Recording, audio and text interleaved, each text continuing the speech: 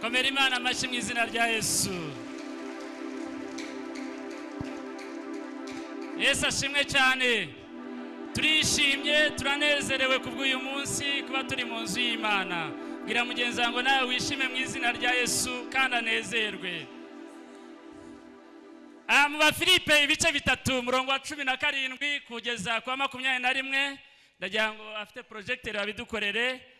Nkuko twahasomye tugiye kwiga ijambo ry'Imana uyu munsi wa none, ariko uko nafashijwe barimo baririmba nawe ufashwe uyu munsi wa none ndimo mbwiriza kandi umwuka w'Imana akugereho. Amina. Turasoma aho ngaho twasomye n'ubundi imbere, hanyuma tuze kujyana n'icyanditswe byera. Reka dusome mu izina rya Yesu. Bene data, mugere ikirenge mu cyanjye muhuje imitima, kandi mwite kubakurikiza ingeso zacu izo mudufiteho icyitegererezo. 18. Hariho benshi bagenda ukundi, abo nababwiye kenshi, nanone ndababwira ndira yuko ari abanzi b'umusaraba wa Kristo. 19. Amaherezo yabo ni ukurimbuka, Imana yabo ninda biratana ibitoye isoni byabo, bahoza umutima ku by'isi.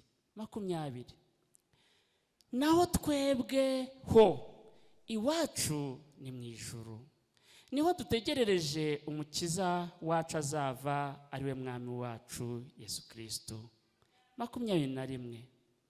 Uzahindura uyu mubiri wo gucishwa bugufi kwacu, akawushushanya n'umubiri w'ubwiza bwe, kuko afite imbaraga zo kumubashisha kwigandurira byose. Mana turagushimye, Mana turaguhimbaje, urera kandi urakiranuka.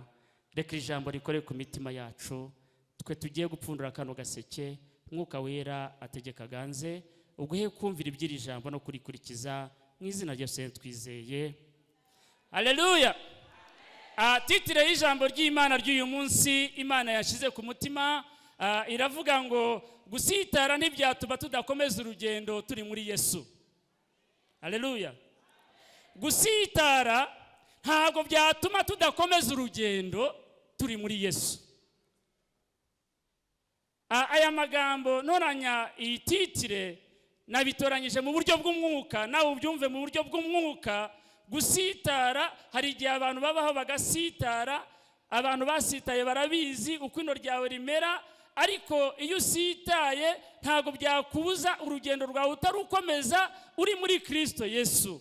Natwe nk'abakristo gusitara ni mu buryo bw'umwuka nabishizemo. Dushaka gukora icyaha kigatuma dusitara, cyaha kidatuma tudakomeza urugendo, ariko iyo turi muri Kristo Yesu twasitaye twakoze icyaha turagaruka, twamara kugaruka izina ry'Imana rigahabwa icyubahiro, Kristo akakugarukaho. Haleluya. Bwira mugenzi wanjye Kristo akugarukeho. Nubwo hari wasitaye, nubwo hari utagenze neza, ariko iyo ufite Kristo uragaruka, ukajya muri mudu, ukagenda uko bikwiriye. Sema amen. 17.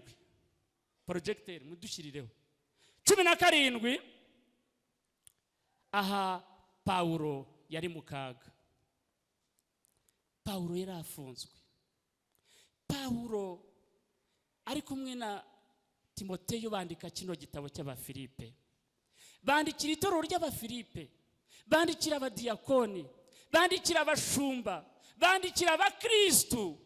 Arangije ababwira aya magambo, ababwira amagambo meza, ababwira abanzi b'umusaraba baribo, abantu batuma utagenda neza baribo, abantu badakizwa baribo, abantu batuma umuntu asitara baribo. Arabakangura, arababwira ngo mugire uko mugenda, nubwo ndi mu kaga, nubwo ndi mu nzu y'imbohe, ariko imbere hari ibyiringiro. Haleluya. 17. Arababwira ngo bene data, yari yibutse bene se, yari yibutse abo babanye, arabwiriza ubutumwa bwiza ari itorero, arabibuka, arababwira ngo bene data mugere ikirenge mugera iki ikirenge mu cyande mu cyanjye. Yari yibutse ko ari umukristo wamenye Imana, amenya uburyo yababajwe, amenya uburyo ahari, arangije arahabwira ngo torero ry'Imana, icyo nshaka nuko mugera ikirenge mu cyanjye. Ikirenge yarabwiraga nicyo nawe yari yaragezemo, icyo gukurikira Kristo kugira ngo agende neza. Arahabwira ngo torero ry'Abafilipe, nubwo hari ibikomeye ariko ndabasaba kugira ngo mugere ikirenge mu cyanjye, ariko numara kugera ikirenge mu cyanjye muhuze iki imitima. Icyatumaga badahuza imitima nuko bari bibutse babwirije ubutumwa ko ari mu buroko, ko ari mu kaga. Abona ko imitima yabo itari hamwe, arabagarura. Amaze kubagarura arababwira ngo muhuze imitima, muri kwa guhuza imitima kwanyu mugende neza kandi mwite ku cyitegererezo cy'ibyo nababwiye kugira ngo bigendereho. Haleluya. Uru ni urugero rwiza yashakaga ko bagenderamo. Uru ni urugero rwiza ashaka ko bagenderamo kugira ngo bakurikize amategeko y'Imana, kugira ngo bahubahe Imana, bagende nk'uko bikwiriye. Uyu munsi wa none turi mu rugendo nk'Abakristo, nk'uko Abafilipe bari bameze. Turi mu rugendo rukomeye rutuma abantu badahuza imitima kandi ari Abakristo. Turi mu rugendo rutuma umuntu atabasha kumenya mwene se, abantu bakihugiraho, abantu bakimenya, abantu ntibagire urukundo muri bo. Aha rero icyo yashaka kubabwira, yabagira ngo bagire urugero rwiza bagenderamo kugira ngo bagire urugendo rwiza, urugero rwiza nk'urwa Kristo Yesu. Iyo dusomye muri Yohana ibice 13 umurongo wa 14-16 tubona urugero rwiza Pawulo yashaka ko bagenderamo. Dusanga aho ngaho Yesu yaregereye intumwa ziwe, araziguyaguya, arababwira ngo ndagiye, ariko nubwo ngiye nkeneye ko mushaka ko muca bugufi, mugahuza imitima, mukoza ibirenge intumwa, mukabafata neza. Mwamara kubafata neza arababwira ngo nuko rero ubwo nabogeje iki ibirenge kandi ndi iki ndi shobuja, uru rugero mbahaye ari rwo mugenderaho. Yesu ashimwe cyane. Yari mu kaga, ariko akaga ntabwo katumye atagenda neza. Yarageze ahura n'igisitaza mu rugendo nk'umukristo, yarabwirije ubutumwa bwiza, ariko ntabwo byamuciye intege. Yakomeje kubwiriza ubutumwa bwiza, ari muri safe house, arimo mu buroko, ariko yandika igitabo gikomeza itorero. Arabwira ngo mukomere. Nawe nshuti yanjye uyu munsi wa none, ibyo waba urimo byose, nubwo waba warasitaye, bwira mwene so ngo komera, Yesu aracyahari. Yesu aracyahari, aracyagufiteho umugambi, aracyamfiteho umugambi. Nta kintu cyabasha gutuma tutagira gute tudakomera ku bamwizeye n'abamwiringiye. Ageze ku murongo wa 18 verse 18, Philippians chapter 3. Abafilipi 3 umurongo wa 18 arongera asubiza amaso inyuma, aravuga ngo hariho benshi bagenda ukundi. Bagenda iki? Kandi bari Abakristo, natwe turi Abakristo, ariko hari aho tugera ntitugenda uko bikwiriye. Hari aho tugera tukicira inzira, hari aho tugera ntitumenye Imana icyo ari cyo, hari aho tugera ntitumenye uwaduhamagaye uwo ari we. Kandi mu by'ukuri yaraduhamagaye ngo tumukurikire. Yaba mu kaga tumukurikire, waba wasitaye tumukurikire, waba washonje tumukurikire. Ariko hari benshi batagenda uko bikwiriye. Abo nababwiye benshi, hari benshi batagenda uko bikwiriye. Uyu munsi wa none urimo uragenda uti? Uyu munsi wa none mwene so mwafatanije urugendo, mwatangiranye urugendo, murimo muragendana gute? Hari abaririmbyi mwaririmbanye, hari abo wabwirije ubutumwa, ariko iyo abantu bageze mu kigero cyangwa se mu kaga cyangwa haje inkubiri, ujya kureba inyuma ugasanga abo mukiri kumwe ni bangahe? Ni bangahe? Ni imbarwa. Abenshi basubiye hehe? Inyuma. Kandi mu by'ukuri twaragendanaga, twari turi mu rugero rwiza, tugendana, dukurikiye Yesu, duzi neza waduhamagaye, ari we dutumbiriye. Arababwira ngo abo nababwiye barahari batagenda neza mu murimo, ariko abo nabo mugomba kubamenya, ntibitume bibagusha, ntibasitaze. Mukomeze umurimo w'Imana. Urugendo n'ururerure, umurimo n'umugari, nubwo ndahangaha, ariko mukomeze urugendo rwiza. Haleluya. avuga urwo rugendo rwiza. Ahangaha ku murongo wa 18 yavuze abantu bagambanira umurimo w'Imana. Hari abagambanira umurimo w'Imana ariko Kristo akagamburuza. Hari abadatuma umurimo w'Imana udatera imbere ariko Kristo akawuhagararaho.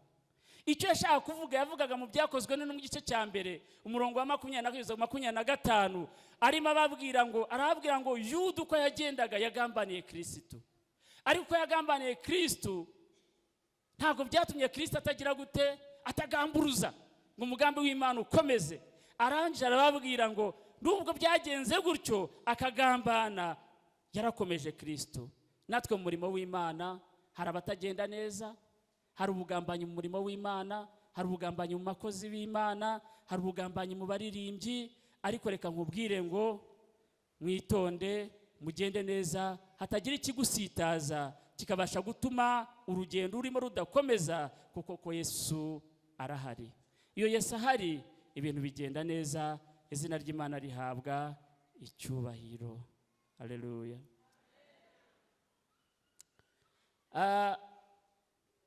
Murongo wa 19 avuga ijambo ryiza cyane, aravuga ngo umusaraba wikoreye. Mu Filipi 3:19 avuga umusaraba ugize gute wikoreye. Aravuga ngo amaherezo yabo ni ukurimbuka, Imana yabo ni inda, biratana ibiteye isoni byabo, bakoze umutima ku by'isi. Uyu munsi wa none akaga turimo n'itorero akaga rigenda rihura naryo nta handi kava mu bakozi b'Imana ariko badafite icyerekezo, batagenda uko bikwiriye. Abo nibo batumye uyu munsi wa none umurimo w'Imana udatera imbere, utagenda neza. Ni imigendere yabo itari myiza, kuko batamenye uwo bakurikiye, bagenda bavanga ibintu. Muri kwa kuvanga ingaruka zikakugeraho, ingaruka zikangeraho, bigatuma umurimo w'Imana udatera imbere, bidatuma umurimo w'Imana uzana igisitaza. Ariko abazana ibisitaza Imana izabibabaza.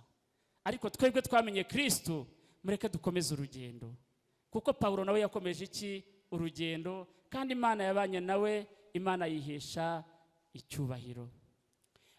Reka dusome muri Zaburi ibice 72 umurongo wa 3, turasimbuka dusome kuri 6. Zaburi 73. Ongeweho ibirenge byanjye byari bugufi bwo guhanuka, intambwe zanjye zari zisigajeho hato zikanyerera. Uyu ni Dawidi arimo avuga iri jambo. Hanyuma umuririmbyi wa Zafu we abihimbamo indirimbo, aravuga ngo hari aho nageze ncika intege, hari aho nageze numva ngiye kubivamo, hari aho nageze ndananirwa, ariko aho nageze nkananirwa nkabona ngeze kure, Imana yarongeye iranzahura. Aho ikirenge cyari cyanyereye, Imana yarangaruye, imaze kungarura nsubira mu mwanya wanjye. Izina ry'Imana rihabwa icyubahiro. Hari aho tugera tugacika intege, hari aho tugera tukiganyira, hari aho tugera tukumva tubivuyemo, ariko nta cyatuma ubivamo, kuko wabigushyizemo n'undi aracyahari. Uwo ngo niwe ugomba kukurwanirira, niwe ugomba kugendana nawe, niwe ugomba kukwereka icyerekezo. Izina ry'Imana rigahabwa icyubahiro. Ageze kuri 6 avuga kuri wa muntu neza utabigendamo. Aravuga ngo 6 avuga ijambo ryiza, aravuga ngo ntibagira imibabaro nk'abandi, ntibaterwa ibyago nk'abandi, nicyo gituma ubwibone buba nk'urunigi mu majosi yabo, urugomo rukabatwikira nk'igishura. Abona abatagenda nk'uko Imana ishaka. Yesu ashimwe cyane. Muri uyu murimo hari umuntu ubwira ngo iburyo wakajya ibumoso. Muri uyu murimo hari ubwira ngo tugende imbere wakagira gute akagenda inyuma. Ariko Bibiliya bivuga neza ko abo ngabo bahari mu murimo kandi tugendana nabo, tuzabana nabo. ariko iravuga ngo abo ngabo ibyo bafite bimeze nk'urunigi rugize gute, rubizingirikijeho hehe, mu ijosi. Kurubakuramo uretse Kristo wenyine, kurubakuramo uretse kubasengera, kurubakuramo uretse kubaba hafi, kurubakuramo uretse kubaganiriza. Ariko abo ngabo ntabwo batuma tugira igisitaza cyo kudakurikira Yesu nk'uko bikwiriye. Ahubwo twe twamumenye nk'uko Pawulo nawe yari yahuye n'abamuhiga, n'abamushyize muri gereza, n'abatumaga umurimo w'Imana ugira igisitaza. Ntabwo yacitse intege, no mu nzu y'imbohe yarakoze, kandi uko yakoze izina ry'Imana ryaheshejwe icyubahiro. Ageze ku murongo wa 20 muri Bibiliya yanjye harasurinye, ashyiraho akantu. Umurongo wa 20 mu Bafilipe ibice 3 umurongo wa kangahe, wa 20, avuga ijambo ryiza cyane. Aravuga ngo nuko twebweho hehe, iwacu, twebweho iwacu. Yaratangiye gutekereza, reba umuntu wari ufunzwe uri mu kaga, ariko urebe ubwonko bwe ubukurure, urebe inzozi ziwe. Aravuga ngo ariko twebweho iwacu, ndimo ndatumbira, ndimo ndareba aho ndimo njya, ndimo ndareba ntitaye ku kaga ndimo ndareba ntitaye ku bibazo ndimo. Twebweho hehe, iwacu hehe, mu ijuru. Yararebaga. Haleluya.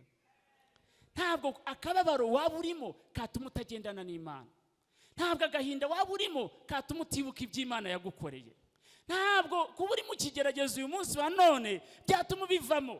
Ahubwo icyo kigeragezo nicyo kibasha gutuma ukora cyane, ukagenda nk'uko bikwiriye, kugira ngo utumbire Yesu, kugira ngo ugere aho Yesu ashaka. Aravuga ngo niwe dutegereje umukiza wacu nde, Yesu Kristo. Niyo mpamvu tubwiriza agakiza.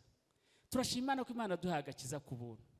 Ntabwo ari ikiguzi, ni ubuntu bw'Imana. Iyo ataba Kristo ntabwo nari kukumenya, iyo ataba Kristo ntabwo wari kumenya. Ariko kubera Kristo impuhwe ziwe yatugiriye, akadupfira ku musaraba kubw'ibyaha byawe, kubw'ibyaha byanjye, ibyo byaha nibyo bibasha gutuma usitara, ntugenda nk'uko bikwiriye, bikabasha gutuma usubira inyuma. Ariko iyo utumbiriye Yesu, ukamenya uwo ari we, ukagendana nawe, akubera urwego, rwa rwego rukakuzamura mu ijuru, izina ry'Imana rigahabwa icyubahiro. Nawe rero arimo atumbira Yesu, arimo abona urwego agiye kuzamukaho, avuga ati niyo nava mu mubiri, ariko nzi neza uwo nizeye uwo ari we, nzi neza uwo nakurikiye uwo ari we, nubwo nabivamo ariko mfite iherezo ryiza. Ese uyu munsi wa none impanda iramutse ivuze, wabivamo gute? Wagenda ute? Tekereza ku byagukururaga bigusubiza inyuma. Tekereza ku byakubera igisitaza uyu munsi wa none. Ni ibiki byatuma ukomeza urugendo ukagera iyo ujya, cyangwa byakubera bariyeri, byakubera bariya ibasha gutuma utagera kuri Kristo Yesu? Ariko haracyari ibyiringiro. Bwira mugeze ngo haracyari ibyiringiro, haracyari ibyiringiro. Komera kandi ushikame. Pawulo nawe yarakomeye, arashikama. Ituro ry'Abafilipi naribwiye aya magambo meza, barakomera, barashikama, urugendo rurakomeza. N'uyu munsi wa none bameze neza kubera Kristo uwo bizeye.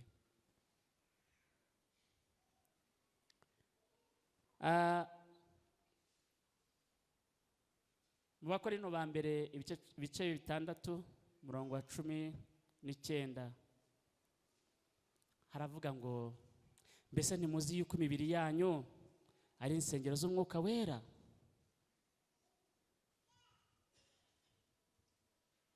Izi muri mwe uwo mufite wavuye ku Mana, kandi ntimuri abanyu ngo mwigenge.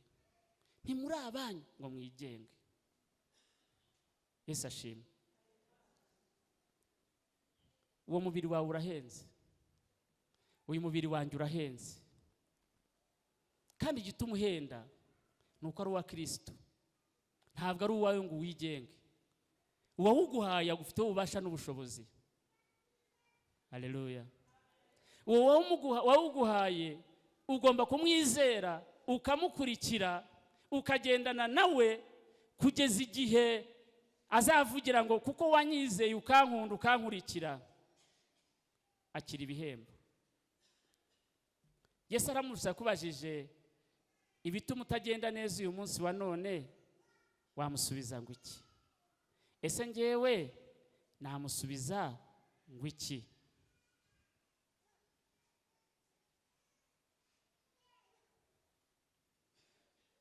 Kuri icyo gice twababwiye Abakorinto ba mbere ibice 6:19 hatubwira ijambo ryiza cyane, havuga ngo kuko mwaguzwe amaraso y'igiciro,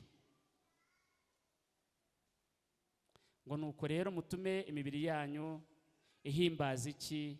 Imana. Turi mu gihe cyo gukorera Imana, ntacyo turebyeho. Turi mu gihe cyo gukora, tukareba iby'Imana dushakaho tukabikora, ariko tukabikora bijyanye no mu bushake bwayo. Ntitugenda nk'abiyobora, ntitugenda nk'abadafite iyo bajya, ahubwo tugenda dufite icyerekezo cyiza, kandi icyo cyerekezo nta wundi utanga icyerekezo uretse Kristo wenyine. Ikindi cyerekezo cyose wajyamo ntaho cyakugeza.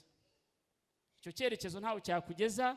Ndagusaba ko wahinduka, nanjye ngahinduka, twarangiza tukagendera mu cyerekezo cyiza, icyerekezo cya Kristo nicyo twifuza ko twese twagenderamo.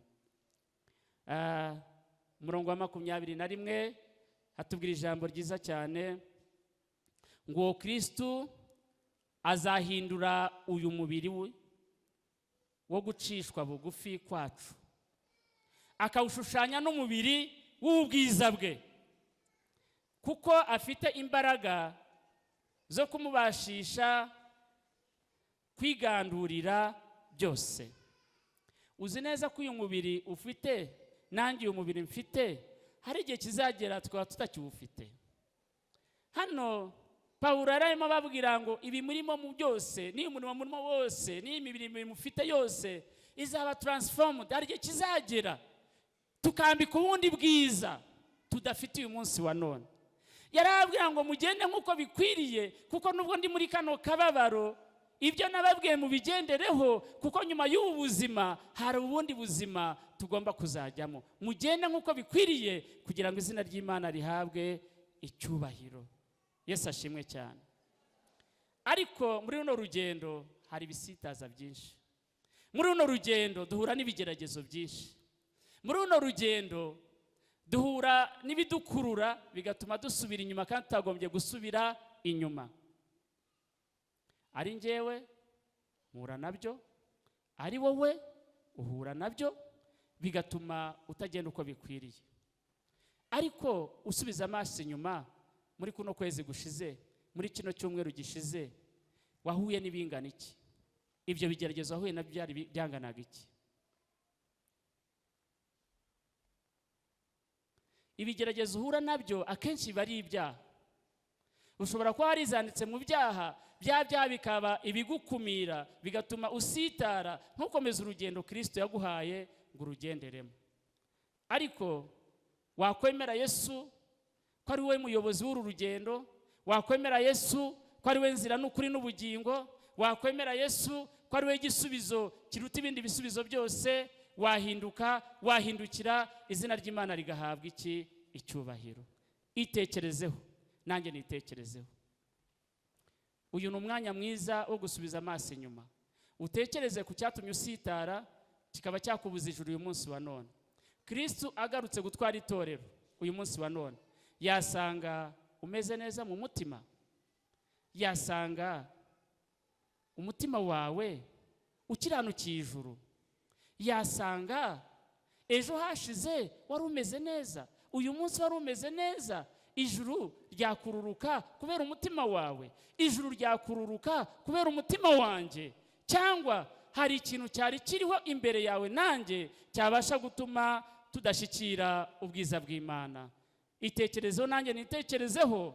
Niba hari ikintu ubona cyari imbogamizi cyatumaga udashyikira ubwiza bw'Imana, hanyuma uhaguruke dusenga Imana turimba umuririmbyi wa 99 tuvuga imirimo n'ibitangaza Imana yakoze. nshatse kugukurikira. Udakomera, hari igituma hari imigozi yari kuziritse y'ibyaha byabasha gutuma usitara, byabasha gutuma udakomeza urugendo uko bikwiriye, kuko igihe ni gito. Kristo ashobora kugaruka agasanga utari mu ngeso nziza. Kristo ashobora kugaruka agasanga utari wakira Yesu umwami n'umukiza. Niba urimo hano mu iteraniro ukaba utari wakira Yesu umwami n'umukiza, hakaba hari ibyatumaga usitara n'ugenda uko bikwiriye, zamura ikiganza cyawe tugusengere ku Mana. Niba uzi kurimo hano mu iteraniro ukaba utari wakira Yesu umwami n'umukiza, haracyari ibyiringiro, uzamura ikiganza tugusengere ku Mana. Reka Imana iguhe umugisha. Yesu ashobora kugaruka agasanga utari wakira Yesu umwami n'umukiza, ariko uyu munsi y'isaha ibyari bigeragezo Kristo yabikuraho uramutse wizeye, ukizeza umutima wawe, ukizera ko Yesu ari we wakuraho izi ngorane zose n'izi bariyeri zose zabasha gutuma udakomeza urugendo nk'umukristo. Niba hari n'undi urimo, uzamura ikiganza. nta byacitse irimo. Yesu aragushaka, Yesu aragukeneye. Mushiki wanjye ukomeza muri ikiganza. Imana iguha umugisha, Imana iguha umugisha, Imana ikugirire neza. Reka dusenge Imana, reka twakire Pastor Damascene aze asenge Imana. Bashiki bacu bazamuye ikiganza, muzane imbere tubasabire umugisha ku Mana. Yesu aracyagushaka, ateze amaboko. Ngwino hano tugusengere ku Mana, ntugire ubwoba. Yesu arahari, Yesu aracyariho. Ngwino, Yesu aragushaka. Karibu, karibu, karibu. Imana ibahe umugisha. Niba hari n'undi, Yesu arahari, Yesu ateze amaboko, kandi nta wundi yategeye. Nuko agukunda, nuko ankunda. Urukundo yankunze nirwo agukunda. Ibyatuma utagenda uko bikwiriye, haracyari ibyiringiro. Karibu, ngwino kwa Yesu azamuye.